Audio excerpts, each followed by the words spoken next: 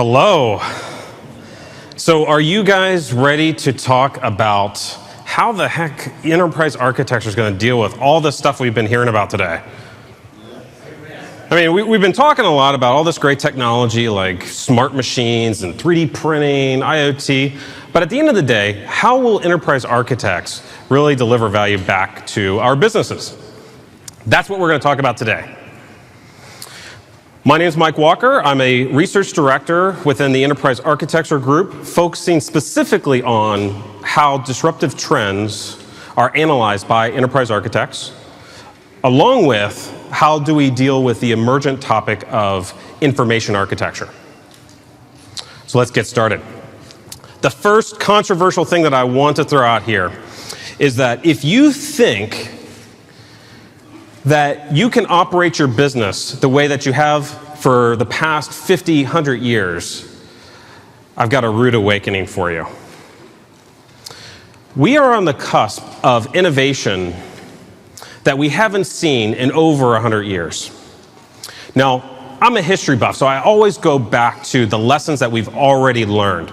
And we've learned this lesson at the turn of the 20th century, when technical innovation was the driver behind economic change, business change. It wasn't the evolution of one specific business model, but it was the creation of brand new business models. So when people left the farm to go to the big city, or the mine to go to the factory in the industrial age, that was directly triggered by technical innovation. Like then, we see the same level of transformation. And it's not ironic that I'm providing a fairly simplistic example of the automotive industry. We're on the cusp of business models that are over a century old that are fundamentally being redefined. So you might say, well, autonomous vehicles, big deal. People aren't going to be making as many cars.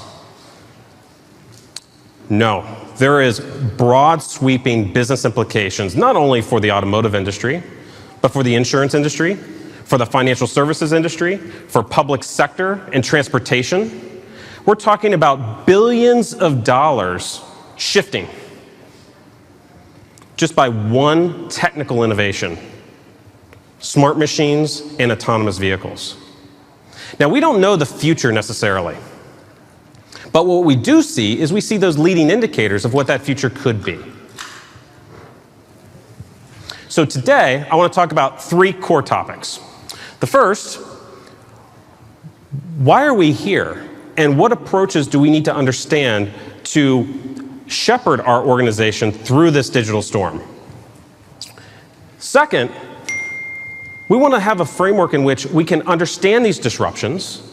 What is the role of this new perspective called the Vanguard Architect? And lastly, I want to show you real concrete examples of leading EA organizations using these innovative techniques to transform their organizations. And it really starts with a mindset shift. New approaches are required.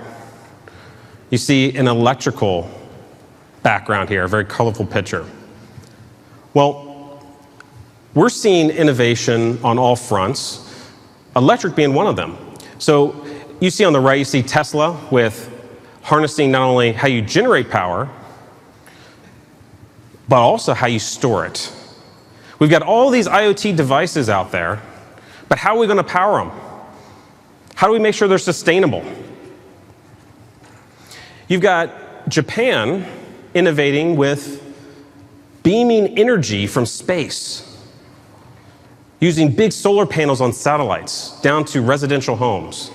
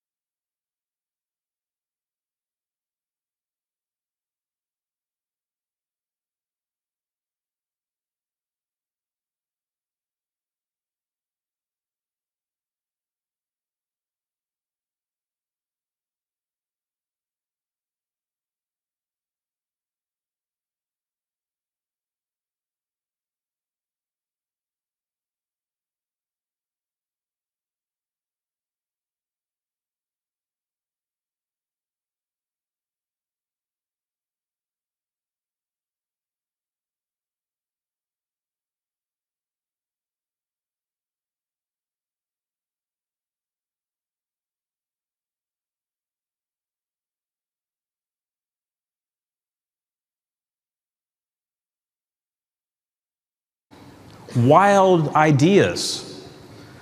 What does it require to capitalize on those wild ideas? Well, first, you have to have a culture of innovation.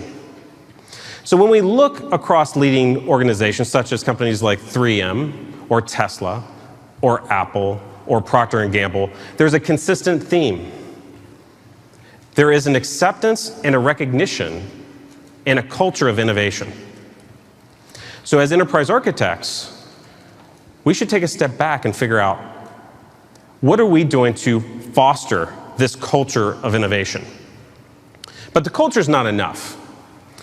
We still also need to focus on what is the future business model, not just what the current business model is.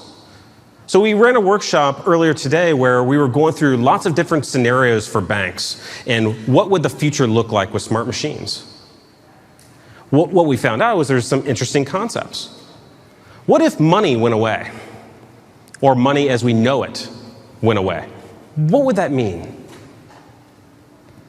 What if you're a high wealth customer and you went into a bank and there was no one behind the teller line? And it was all facial recognition, biometric security. A robot picks up your belongings and puts it into a lockbox. Third, fortitude to take risks. You have to have the courage also to take on these risks.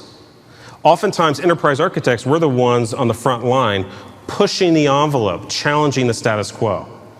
Vanguard enterprise architects, that's going to be a key skill set of those individuals. We also need to have a viewpoint on what is the future, how will our business, the process itself, the capabilities we deliver, how will they change? Notice so far, I haven't mentioned technology. I've mentioned technology in the context of what we're going to do with our business, but not on the cool widgets that we're going to go deploy. So you may have seen this earlier. This is the top 10 strategic trends for 2015, all building off of digital business. And I show this because this is our future.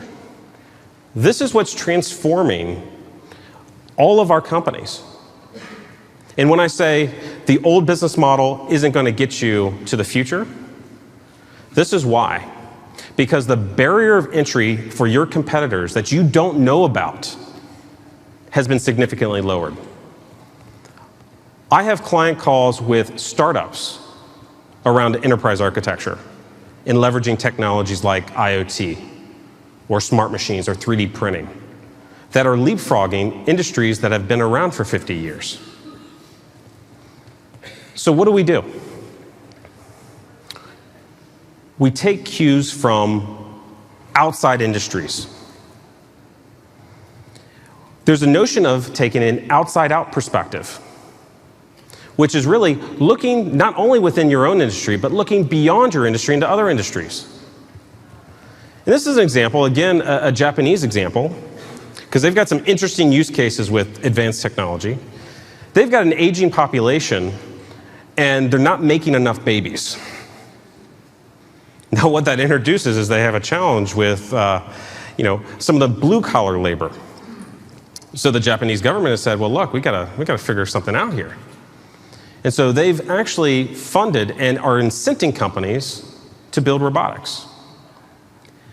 In this example, there's a hotel being built, I think in 2 months' time it'll be finished, in Nagasaki, Japan, where the entire front desk is robots that look like that. Whether or not we think it's creepy or not, that's where we're going. We see other industries like the retail industry being transformed. We've got drone technology. And, again, there's lots of different ways this future could go. But we're seeing real live business use cases. Now, what does this do to the Postal Service? UPS, FedEx. Does Amazon or Apple or Google now displace the Postal Service? Possibly. And so I go back again to where we started from a historical perspective. And I want you to take away from this, thinking about this phrase. If I'd asked people what they wanted, they would have said faster horses. What does that mean? It means when you reflect on your business model, don't think about today. Think about 5 years from today. Think about what are all those technologies around you and what is the state of the possible? Because your competitors are thinking about that. So another famous quote, Wayne Gretzky, don't skate to where the puck is, skate to where it's going to be. Same concept here. And so as EA practitioners, we want to be able to look at those opportunities. We want to be opportunistic. We don't want to be rigid. We want to be able to support innovation. Part of being a Vanguard enterprise architect is you're going to be uncomfortable because it requires a lot of soft skills. Your conversations turn less into giving the solutions, but asking questions. You turn into somewhat of a management consultant. But you also need to understand what is the boundaries of your business as well. And that's all about understanding what is the purpose of your company and what risks are you willing to take. And so when we think about this, the enterprise architecture way of thinking doesn't really go away when we think about Vanguard enterprise architecture. We build on top of it. And what you see here is you see a basic 3-step thought process. I'm going to avoid the words framework or methodology. We've got enough of those. This is really a mental frame to help you think about these problems, to teach you how to fish. And there's 3 things that we need to think about. 1, we need to understand the problem space. So 1, explore what is the disruption. Whether it be smart machines or computing everywhere, IoT. But we need to have a basis of understanding of these technologies. And once we understand those technologies, then we can effectively ideate on what is the state of the possible. But 2, we can't just provide a list of really cool ideas to our business and say, hey, we should go chase these down. Flying cars, they're great, we should go do that. Well, we all have a business to run, and we have a specific value proposition that we're trying to evangelize. And so what we want to do second is we want to rationalize those great ideas in a very iterative way into what does it mean to our business model. We want to pin it to what is the purpose of our company. So, give you an example. Coffee. You've got Starbucks and you've got Dunkin' Donuts. 2 widely successful coffee shops. Wildly different business models. They both use technology innovation in a very different way. Starbucks is the leading mobile payments provider in the United States. A coffee shop that sells expensive coffee. Why did they do that? It wasn't because they wanted a cut from the banks, because they're not really making any money off of it. It supported their value stream to leverage that innovation to keep customers coming into their stores. Again, what they did is they rationalized those innovations into concrete business opportunities. Now, lastly, we have to figure out how do we build actionable plans around them. And this is something we've been doing for a very long time.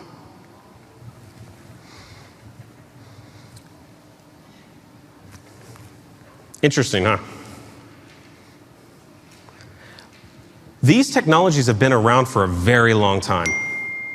When we think about IoT, I was programming PLC controllers 15, 20 years ago. Same thing. What's the difference? Ubiquity, information, the Internet of Everything.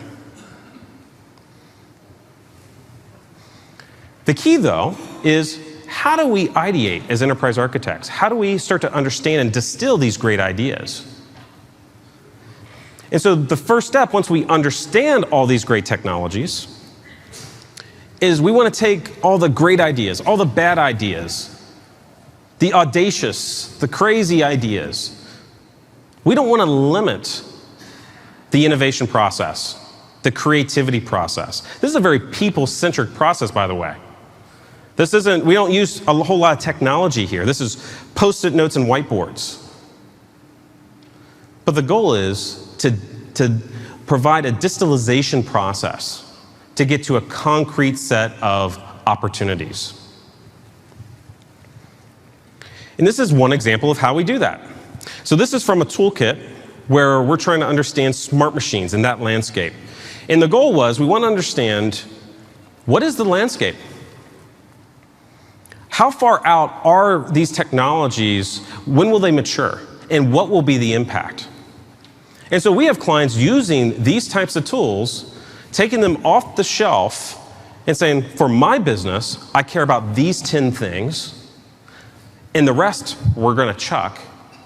And then based on those 10 things, we're going to figure out, well, is the size of the bubble that? Or should it be bigger? Should that impact be greater or should it be smaller? And so we use these tools to understand what will be the future impacts on our business. Use it as a key diagnostic deliverable in that ideation process. So if you look here and you say, well, the general purpose machine intelligence is 10 plus years out. Should we really be building things against that particular trend? Perhaps we don't. But for natural language processing, business rule management, and predictive analytics, maybe we do. We're able to bring back information so that our business stakeholders can make informed decisions. When we talk about rationalization, there's really 3 core steps. This isn't rocket science. We have to figure out, how does this apply to our business? How do we evaluate these decisions? And how do we create a transformation plan around all of this? So what we want to be able to do through that ideation process is come up with a set of really good ideas that have been validated through some stakeholders, through our EA team, et cetera. And then be able to take those great ideas and pin it to our business model. And so when we talk about rationalizing business outcomes, the whole purpose of this is to say, yes, these are great ideas, but for the next 3 years, based on our strategy, does this match our business model? If it does, perhaps we should continue to think about this some more. If it doesn't, we ask ourselves the question, should it be part of our business model? And what are the impacts if it is not part of our business model? Now, there's a set of activities that you're going to go through. And these are just example activities. Because each technology innovation and each business process that you want to automate will require different types of deliverables. So here, what we have is we have business scenario analysis, business capability analysis, value stream analysis. And so in the Starbucks example, Starbucks has a value stream. And when we look at innovation, we want to make sure that when we look at that value stream, that innovation supports or enhances those specific value stream segments. What will be the experience that we'll leave our customers with? And so that's one example of how we would use this particular phase is we will want to figure out, based on this great idea, can we actually implement it? So what you're doing is you're qualifying this opportunity. Now, it's not enough just to qualify the opportunity. We want to make sure we also quantify the opportunity.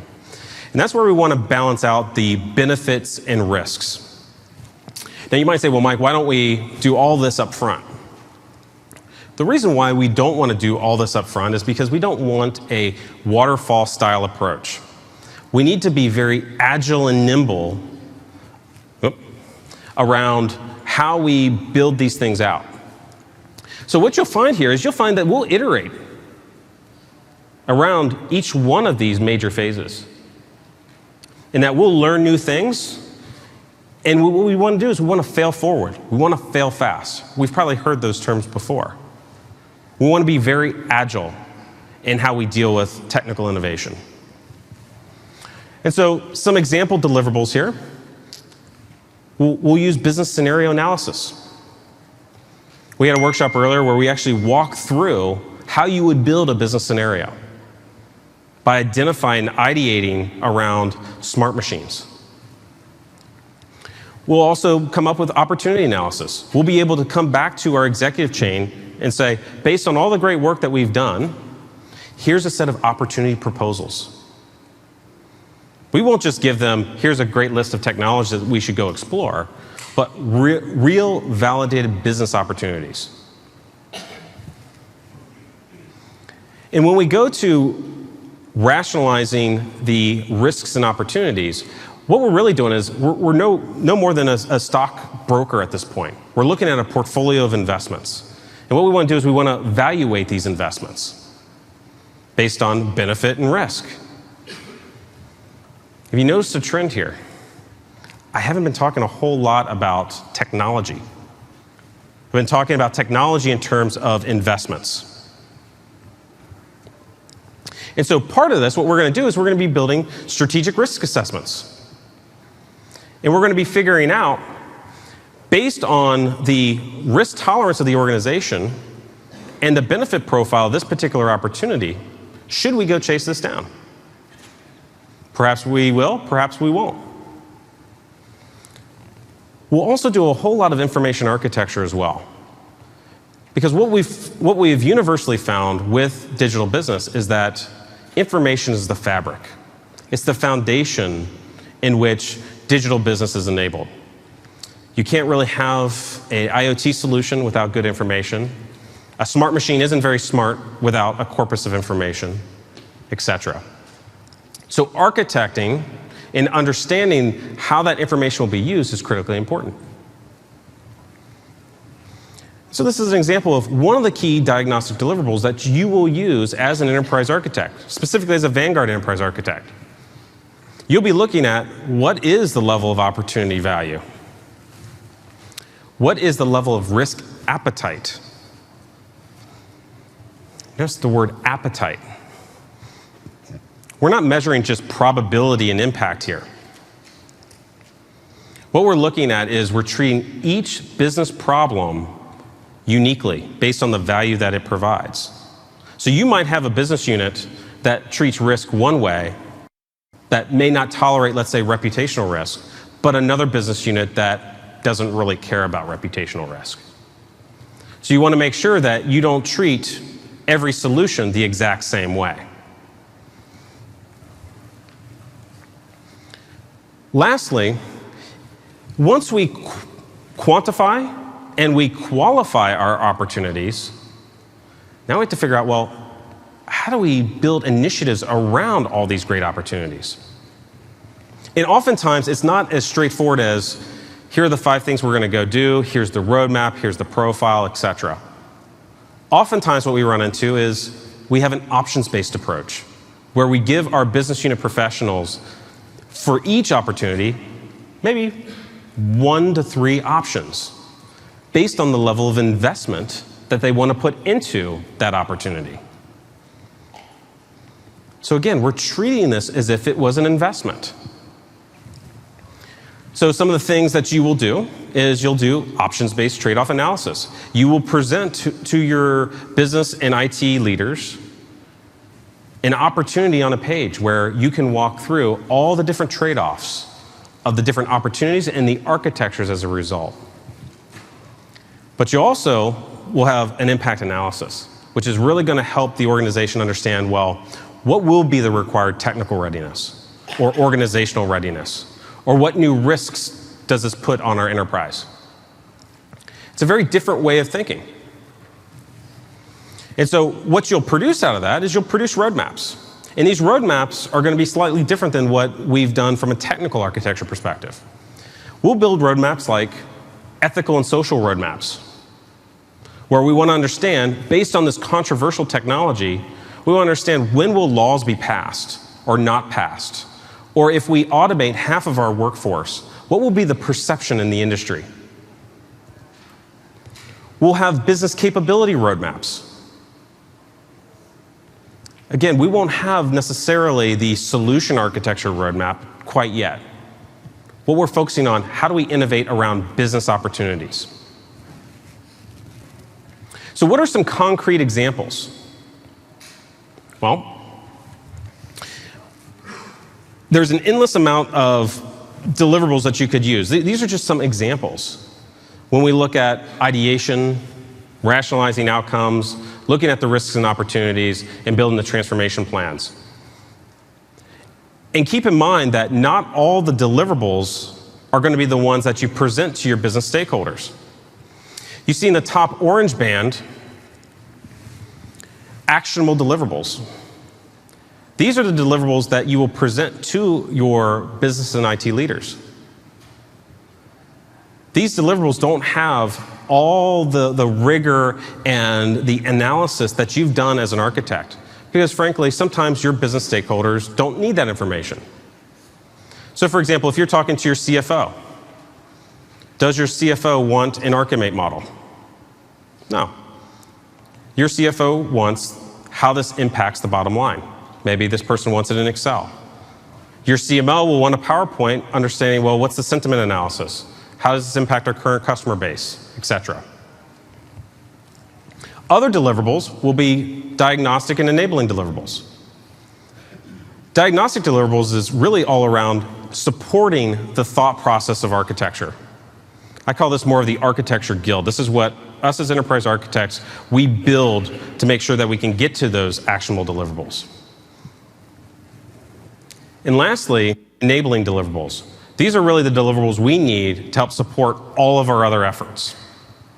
So an example would be here in ideation, we would need market research or technology research. We need a business strategy, capability models, etc. And one example here is Domino's Pizza and how they leveraged business outcome journey maps. Almost said business outcome value streams, that's not a thing. But what we want to do is we want to say, based on this, how did they build all this out?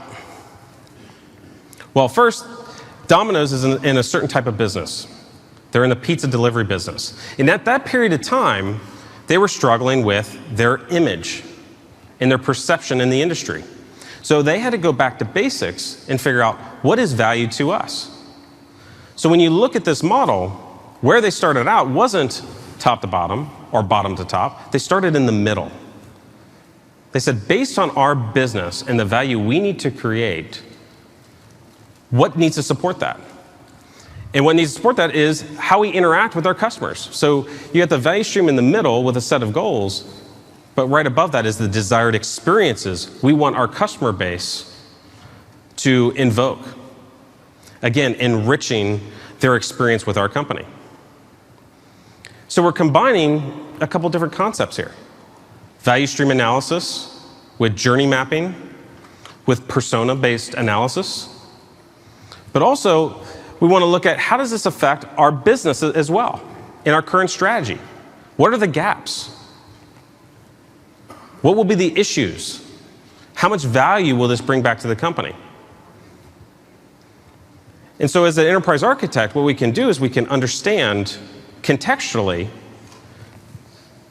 what is the future state business and what experiences do we need to support as a direct result? What are the gaps in our capabilities as a business? And then we can have the technology conversation.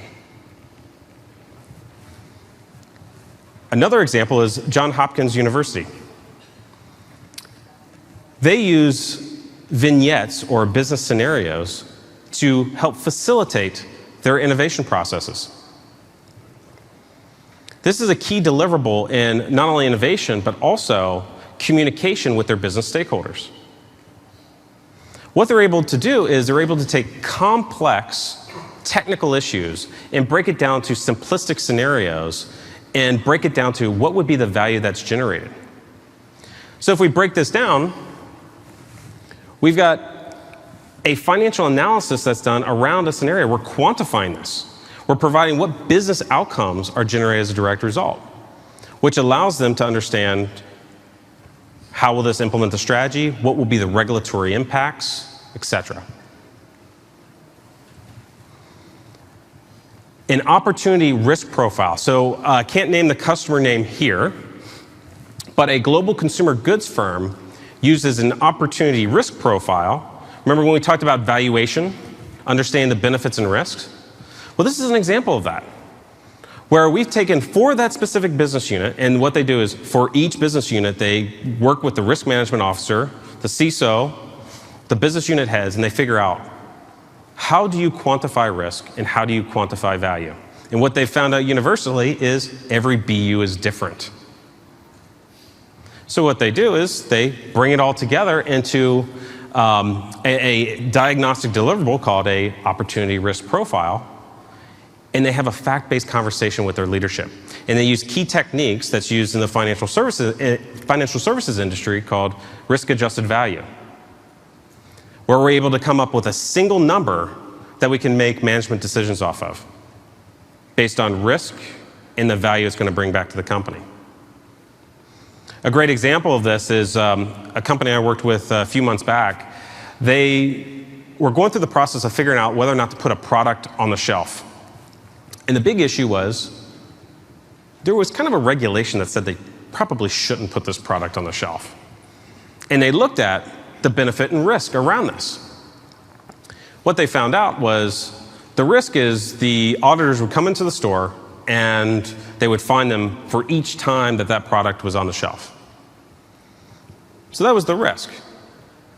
The benefit was they found out that they're going to make more money if it's on the shelf, even if they get fined every single day for the product being on the shelf. So they kept it on the shelf. Whether that's right or wrong, that's not for me to decide, but it's an example of how we make decisions based on benefit and risk. Now, a global chemical manufacturer uses another key deliverable called an opportunity on a page. And this is really your roll-up deliverable that you'll use in your business transformation planning. When we talked about getting your executives together and bringing together all that analysis into an actionable deliverable. An opportunity on a page really summarizes all the work you've done to date, from ideating on what all those great opportunities are, from figuring out what are the key business scenarios that will enrich or enhance my business strategy, to taking those opportunities and figuring out what is the risk profile around those, and really, should we chase these down, to now, what would be the actual plan around this? And so for them, what they were able to use this tool for was there to help them with their 3-year planning process. So for each opportunity, they created a page just like that on the right corner. And what they were able to do from an executive perspective is go through each one and figure out, is this an opportunity that we want to go chase down? And you can't really see it on the screenshot there, but what you see is based on that technology innovation, there are 3 business opportunities that were generated as a direct result. You also see a high-level roadmap. What would our future state look like? How would we get there based on our current state? Very powerful tool. Now, it was also used as a tool within the enterprise architecture department to really help with fact-based decision making. Because with this particular company, the culture was, we've been doing this for 30 years, we've got the right process. They were able to break that down and have a fact-based conversation using these types of tools.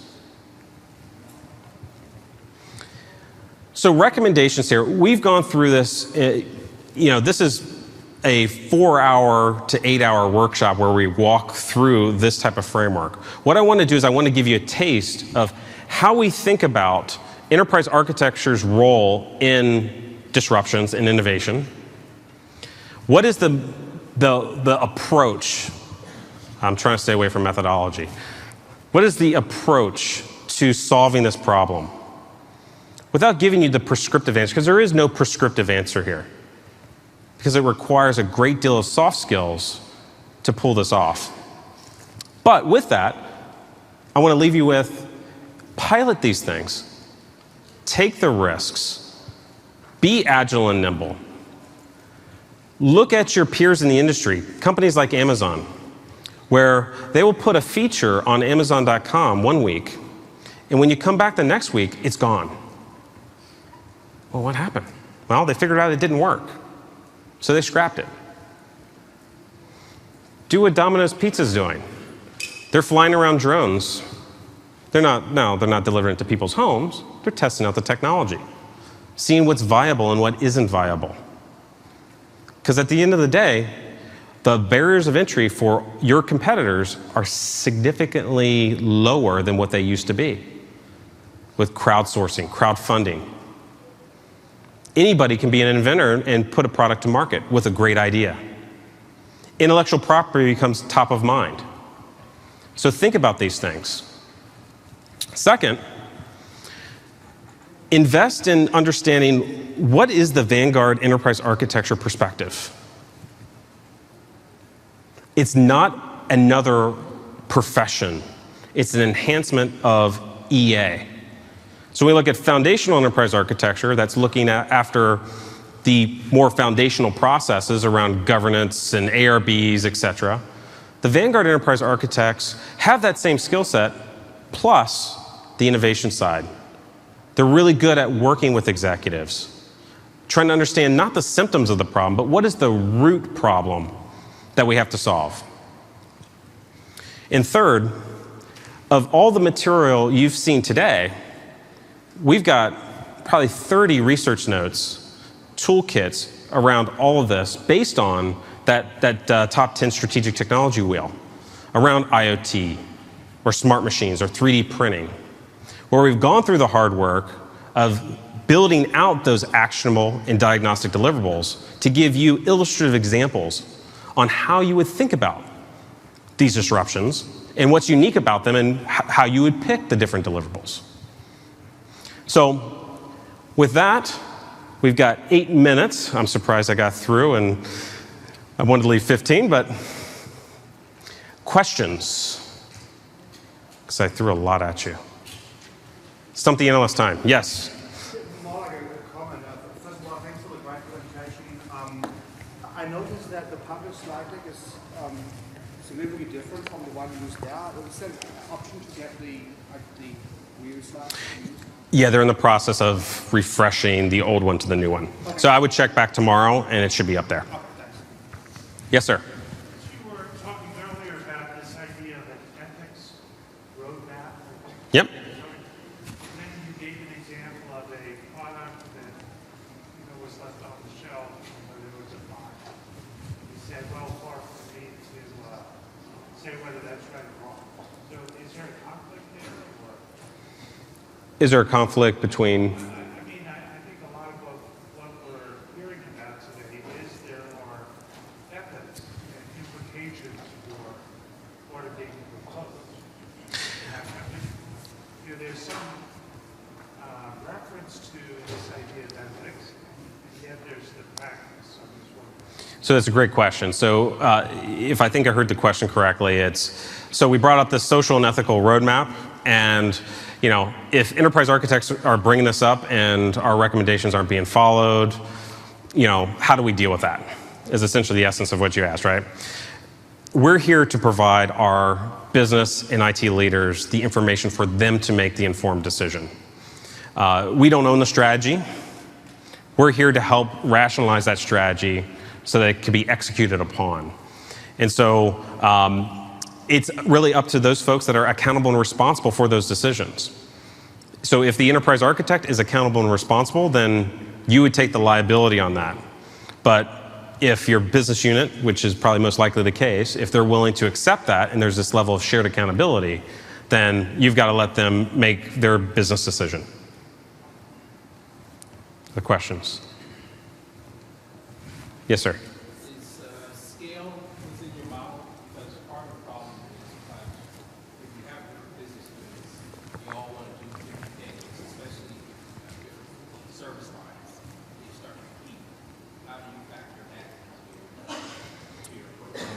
So the question is, and it's a classic EA question, right? It's, do we boil the ocean, right? We've got a big company, lots of business units. How do we approach this? And, we treat this like we treat anything else as enterprise architects. We figure out what's most important. So we look back at the company and we figure out, based on our strategy, what are the most critical business areas? So when we deliberately go into this innovation cycle, we probably want to start there. We want to start at what really differentiates our company. What are the top 5 initiatives over the next 5 years? But that's not the only way that this will be triggered. You'll have the very deliberate innovation process, but also you'll have these things called business moments that are ad hoc, that spur up. There will be a eureka moment where it's like, hey, there's a great idea. We didn't think of that before. So you'll have a combination of both, and you'll have to prioritize based on the projected value where you invest your time and resources. Other questions? What is the strategy to separate these futuristic processes from the current everyday processes? Most of the cases, like even if actually qualify as EA for the future, we have to prove by making some changes in the current system, and then we will be pulling in more tools rather than that adds value to the company immediately, rather than actually, okay, this is going to add value in 5 years. Mm-hmm. That makes a lot of sense as an EA, but not business.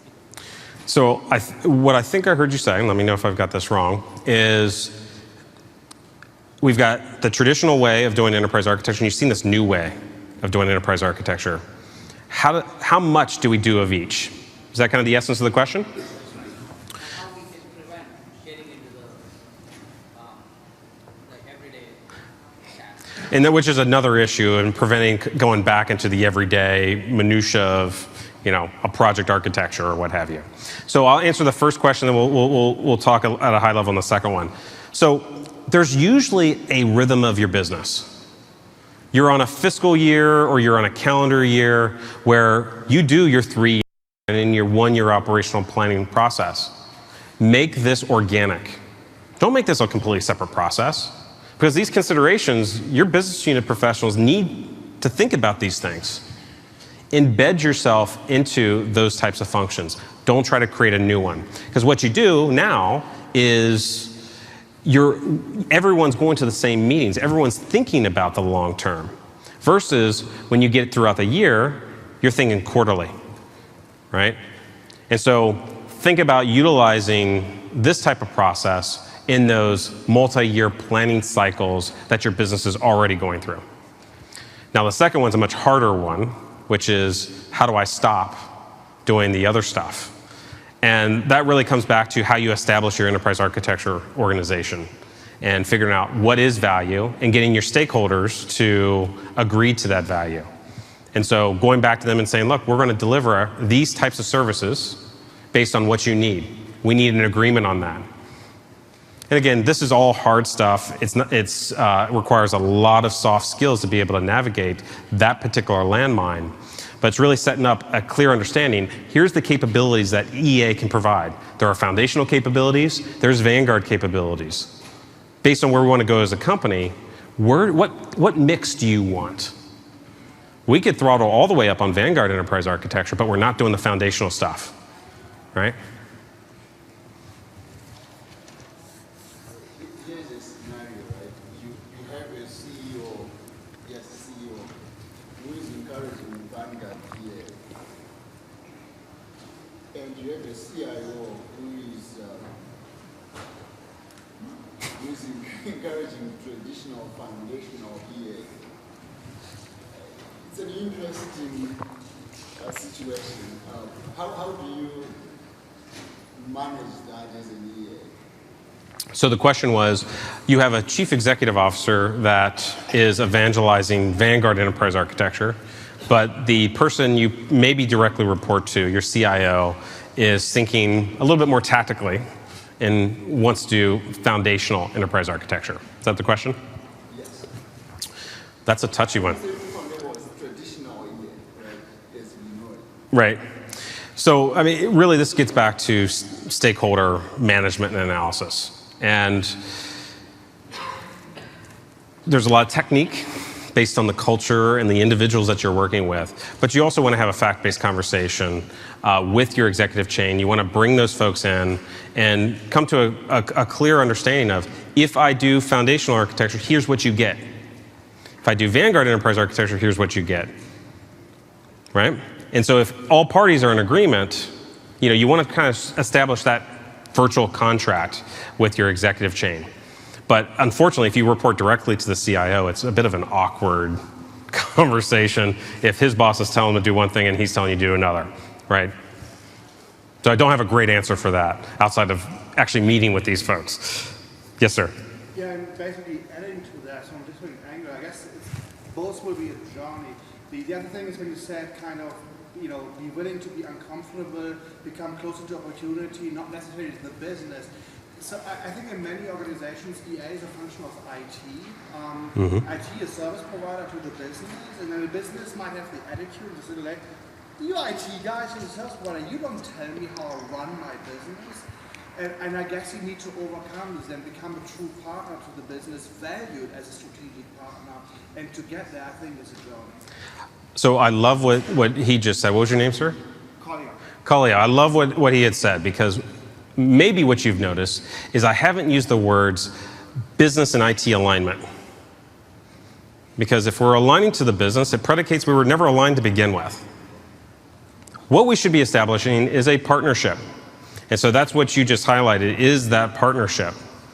And us, actually having a seat at the table, but what that requires is for us to behave in that manner as well, right? So some of it is, how we've established our EA programs, and you've seen the stats that 70+% of EA organizations have rebooted into this business-oriented function.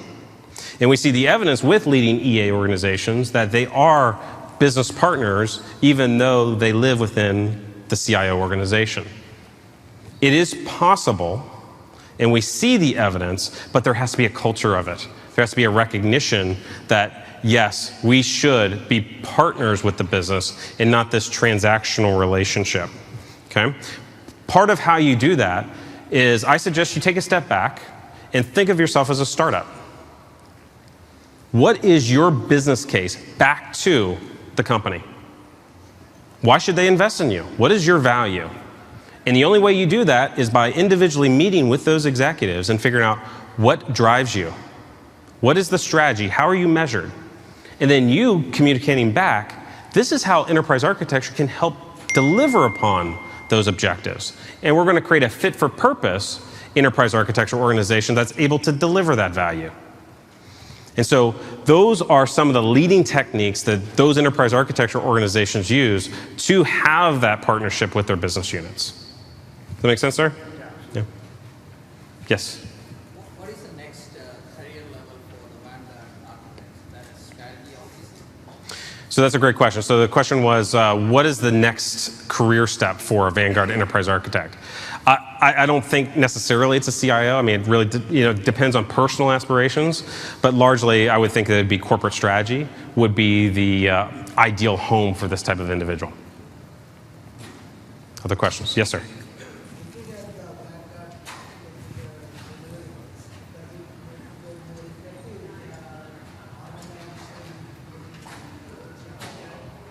So I didn't hear the last part. Is it more effective for them to report where? It does. It lowers some of the barriers, but also it could introduce other issues as well, being outside of the CIO organization. So I tend to focus less on what is the perfect organizational structure and more focus on what is the company's business model and business operating model. You look at every company around the world, the CIO doesn't report into the same place. Banks, it's CFO. Manufacturing, COO. You even got some reporting to CMO. You got this new role of a CDO. Why is that the case? They're there to enable the strategy of the company. They've built a business model to support that strategy, and they build a business operating model to build the services around that. Enterprise architecture is here, again, to help deliver upon that, design and plan the company. So we should marry ourselves the same way that CIOs and CTOs and CFOs, et cetera, how they handle their organizational structures as well. Does that make sense? It does, but for one thing, I have to comment on this. If we think that the CEO is really the chief enterprise architect, right? We're talking about designing the business, including the IT systems which are a design element of that business. I would think that an ideal structure for org model, irrespective of what they're trying to achieve, is to have the architecture group or architect be linked to the CEO, not so much the CIO. The better home is to CEO, the better home. But I would say the best home would probably be within corporate strategy. So at the end of the day, enterprise architects aren't building the strategy. They're helping to make the strategy tangible and actionable. So why you said that actually, the Vanguard architects' maturity of their deliverables 3 to 5 years in horizon.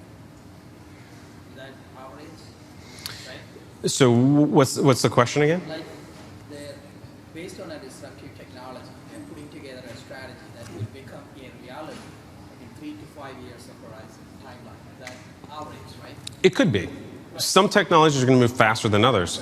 IoT is a great example of this. You know, we've created stats, and those stats are being blown away, as an example. So now my question is actually how these Vanguard architects are measured for their performance. The 1 year, that's what every companies are, or with the backward looking into that, okay, oh, these are the folks actually who promoted this idea, but these solution architects made it. Now they are actually measured as that year getting the benefit, but these guys are not. So this is another great question. How do you measure Vanguard enterprise architects? And I would say no different than how you should measure your enterprise architects. I'll make a very controversial statement. Enterprise architects don't have metrics. Their only metrics are business metrics. You're here to enable the strategy. Why don't you have business metrics? And so when we look at Vanguard enterprise architects, that takes it to the next level. So how are your corporate strategists incented? How's your CIO incented? So we start to look more in that light. And I think I'm getting the hook here. Thank you, Betsy. All right, thank you, everybody. Yeah.